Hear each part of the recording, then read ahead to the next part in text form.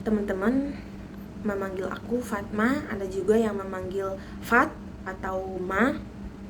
Aku lahir pada tanggal 30 April 2008 di Desa Kota Jawa, Kabupaten Pesawaran, Provinsi Lampung. Aku anak pertama dari 2 bersaudara, adik aku cowok. Di sini aku mau nyeritain inilah kisahku yang mana sampai titik yang sekarang ini itu nggak mudah. Aku anak pertama, harapan pertama di keluarga. Umur aku sama adik aku cowok itu lumayan jauh, yaitu 10 tahun, mau mendekati 11 tahun ya. Aku sama dia beda 11 tahun. Dari kecil aku cukup dimanja oleh orang tua, terutama sama ayah, karena aku lebih dekat sama ayah. Banyak yang bilang kan kalau misalnya anak cewek itu lebih dekat dengan ayah, sedangkan anak cowok lebih dekat dengan ibu. Jadi sampai besar, sampai aku sekolah SD, SMP, SMA, itu teman-teman aku pasti menang aku semuanya itu enak di posisi aku, tapi mereka nggak tahu dari sudut pandang aku sendiri itu gimana. Oke, waktu kecil aku nggak terlalu banyak kenang-kenangan karena ada di dalam foto dan fotonya ada di rumah. Aku juga cuman di HP cuman ada beberapa, jadi aku tunjukin ya. Nah, ini waktu aku umur 7 tahunan waktu SD, dan itu aku lagi di Bogor di tempat om aku dan lagi jalan-jalan sama sepupu aku. Di sini aku mau nyeritain waktu pas aku SD. Aku anaknya introvert. Waktu SD aku pernah dibully, bukan kayak dibully kayak, tapi dikucilkan. Waktu SD aku bener-bener fisiknya itu lemah, dikit-dikit sakit, salah makan dikit sakit. Dikucilkan itu gara-gara aku habis keluar dari rumah sakit tipes. Nah, itu kan belum boleh makan yang macam-macam sama dokternya, jadi ibu aku bekalin aku roti tawar di dalam kotak bekel. Terus aku makan di kelas dan tidak mengajak teman-teman, atau biasanya itu sekarang itu nyebutnya circle lah ya. Itu aku nggak ngajak karena posisinya aku juga lagi lemes, mereka juga kayak nggak nyamperin aku, jadi ya udah aku makan sendirian di kelas. SD aku juga anaknya cukup pintar, juara 1 di kelas dari kelas 1 sampai kelas 6, alhamdulillah. Setelah lulus SD aku melanjutkan ke MTS sambil mondok. Itu nggak ada di plan aku karena tiba-tiba mondok, kan ibu aku yang nyuruh, ya udah aku ngikut. Karena aku daftar di MTS 1 Pesawaran itu nggak keterima. Aku 2 kali daftar, yang pertama daftar jalur prestasi itu nggak keterima, dan yang kedua jalur reguler atau bukan ini apa, jalur tes langsung ke sekolah itu tetap nggak keterima. Ya sudah, jadi nggak ada pilihan lain, aku daftar di MTS 2 Pesawaran, sedangkan itu cukup jauh dari rumah, sekitar mau hampir 2 jam. Jadi aku memutuskan mondok karena saran dari ibu. Nah, ibu tahu pondok ini dari abangnya, jadi ya udah aku mondok. Nah, di situ pun awal mondok aku dibully juga. Aku dibully juga karena aku di situ posisinya nggak bisa apa-apa, nyapu pun nggak bisa, nyuci piring nggak bisa, nyuci baju pun nggak bisa, ngaji belum lancar, panjang pendeknya belum benar. Jadi kakak kelas aku pada ngomongin aku karena nggak bisa apa-apa, karena juga di posisinya itu aku dari kecil selalu apa-apa ibu atau ayah aku. Sekarang di posisi itu aku harus sendiri, jadi cukup shock. Dari situ aku belajar nyuci piring, nyuci baju, segala halnya aku belajar, aku baca Al-Quran. Itu aku lumayan membaik. Al-Quran aku udah bisa bacanya. MTS aku ikut ekskul tahfiz ya, aku ikut ekskul tahfiz, alhamdulillah. Waktu kelas 9 aku sudah tahfiz juz 30. Setelah itu aku lulus dari MTS. Nah, di MTS itu juga aku masih alhamdulillahnya masih berprestasi, juara kelas. Nah, wali kelas aku menyarankan masuk ke Semanding atau SMA Negeri 1 Gading, tapi orang tua nggak ngizinin karena cukup jauh juga dari rumah, 2 jaman lebih. Jadi aku masuk ke MAN 1 Pesawaran, dekat dengan rumah sekitar 15 menitan. Aku masuk MAN ya, kenapa aku di sini, kenapa orang tua aku nggak ngizinin, aku bertanya-tanya. Sampai akhirnya aku berpikir, kalau misalnya nggak di MAN ini berarti aku nggak bakal ngelanjutin hafalan tahfiz aku, walaupun cuma nambah 1, tapi alhamdulillah waktu kelas 11 aku wisuda tahfiz juga, yaitu juz 30 dan juz 1. Dari kelas 10 sampai kelas 11 aku masih alhamdulillah masih mempertahankan prestasi aku, yaitu juara kelas.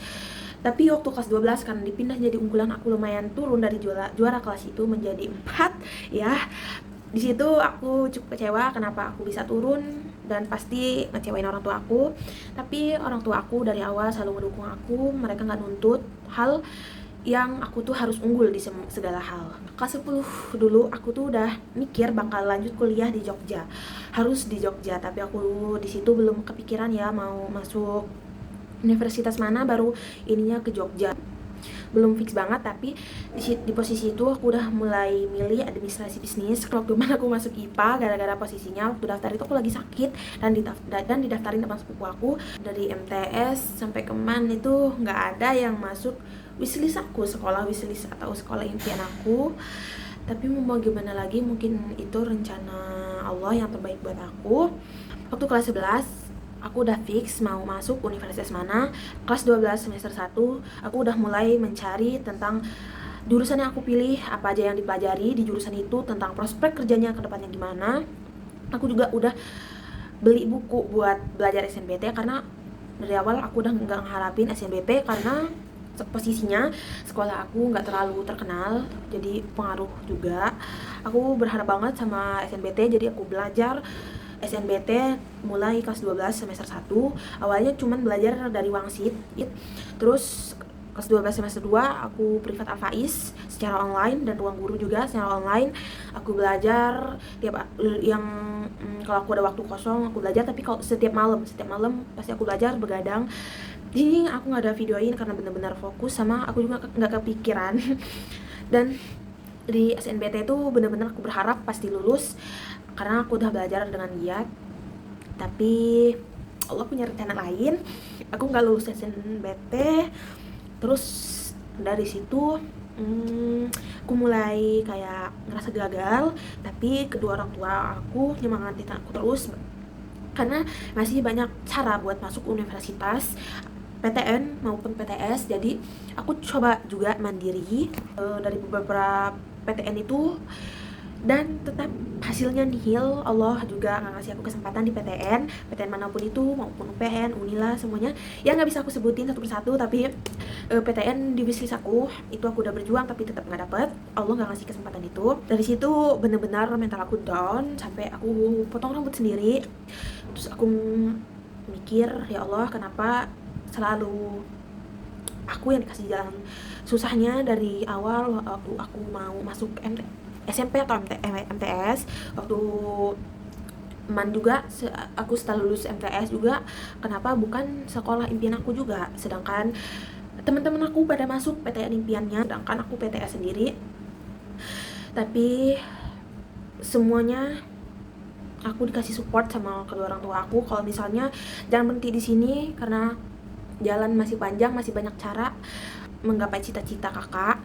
Jangan mikirin apapun, yang penting kakak daftar di jurusan yang kakak mau, di prodi yang kakak mau ya. Tapi di situ walaupun aku ada support dari kedua orang tua, pasti aku berpikir kenapa Allah mempersulit untuk aku menggapai cita-cita, untuk aku membanggakan kedua orang tua. Kenapa ya Allah, sedangkan orang sekitar aku, teman-teman aku tuh kayak dipermudah. Benar apa kata orang tua aku, kalau misalnya banyak cara untuk kita sukses ke masa depan, untuk kita mencapai cita-cita kita. Jadi aku mencoba daftar PTS. Aku di hati aku nih masih pengen ke Jogja. Entah mengapa Jogja ini semenarik itu buat aku. Jadi aku searching di Google PTS terbaik di Jogja, dan aku memilih UAD. Ya, kenapa sih sistem informasi? Karena dari awal aku sudah tertarik dengan bisnis, tetapi juga berkaitan dengan teknologi. Jadi aku pikir sistem informasi cocok buat aku. Akhirnya aku memilih UAD sebagai pilihan terbaik buat aku, karena aku juga melihat dari akreditasi sudah unggul. Jadi aku menetapkan di UAD sebagai pilihan yang aku pilih untuk menempuh pendidikan. Aku memilih program studi sistem informasi.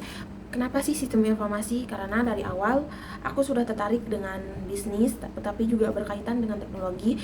Jadi aku pikir sistem informasi cocok buat aku. Dari kegagalan itu aku belajar bahwasanya Allah nggak bakal ngasih ujian untuk umatnya kalau misalnya umatnya itu nggak bakal nggak bisa ngelewatin ujian yang Allah kasih. Juga aku punya motivasi yang pastinya yang aku terapin untuk diri aku sendiri, dan juga bisa untuk teman-teman yang gagal dalam hal atau rencana yang sudah kalian inginkan tetapi tidak sesuai, yaitu jatuh bukanlah kegagalan. Kegagalan adalah kita yang menyerah untuk bangkit kembali.